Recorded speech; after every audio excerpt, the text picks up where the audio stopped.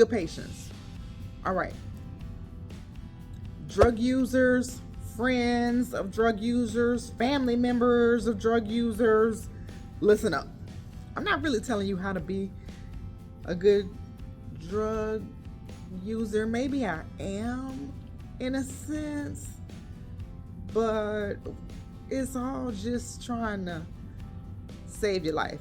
Like I said, it's like telling somebody to use a condom, or telling a girl to get on some birth control. So it's kind of like that. Safety precautions, anything that could try to save a life. It might sound kind of like weird, like, ooh, 911, what's your emergency? because when you call your doctor, they just gonna tell you to come to the ER anyway. What the ER gonna do, child? What we gonna do? She's telling people to get Narcan. I'm not telling people to get Narcan. I'm telling drug users to have some Narcan nearby, because it could save a life. All right. Break the high or you die. Okay? All right. So, one of the biggest things that people, and I don't want you, again, if this ain't your series, skip. All right, go to the next one. This is for those who, struggle with drug use, substance abuse. So this ain't for everybody. You can keep it moving if it ain't for you. Okay? Bye.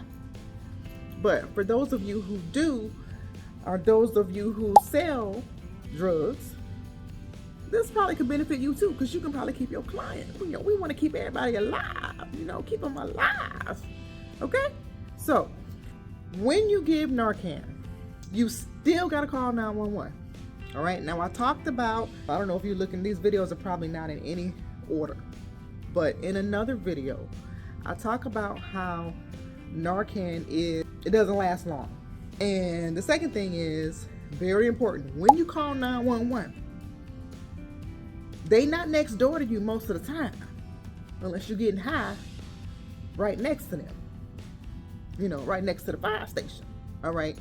So in most cities now, the average response time of first responders, unfortunately, is longer. Okay. They got to go down the street, round the corner, up the hill, stop at the, it's a lot. And it's unfortunately, it's a lot of sick people. So the biggest thing you can think that when you call 911, they're going to be there like that. Unfortunately, sometimes that's not the case. All right. A lot of times that might not be the case. Okay. So time is brain. They say time is money. For us, time is brain, time is heart. So every second, every minute matters. The longer you delay even calling 911. Now, this is the friend of the drug substance abuse who's laid out and unconscious. Okay? So if you doing drugs, then you need to share this video with your friends so that they know what to do, when they with you and you get high. Because you ain't gonna be able to do this to yourself. So you gotta share the video, okay? So your friends know what to do if you lose consciousness, because you high. All right? So I'm saying you, but you know what I mean. Yeah, you know what I mean. It ain't really you, it's the person that's gonna be taking care of you, because you gonna be high. All right, so break the high or you die. The average response time, unfortunately, is long. So 10 minutes. Sometimes it's 10 minutes, So 10 minutes, that ain't good. For a lot of people, you lay there 10 minutes, each minute your respirations are getting more shallow. They're getting less and less, to the point that you become unconscious, or your heart just flatlines. Okay, you already lost consciousness, your heart flatlines. Or if you do regain consciousness, you're a vegetable, because your brain dead. Okay, so call 911 immediately. Expect a delay. I wanted to start because I know I talked to one family and they got really mad because the ambulance was late. They're like, and they would argue with the ambulance, and I'm like, that ain't what you want to do right now. That ain't what you want to do. You don't want to argue with the ambulance right now. Okay, the first responders, don't do that. But anyway, I digress. Sometimes they gotta get up elevators, they gotta get downstairs, they gotta, it's a lot for first responders.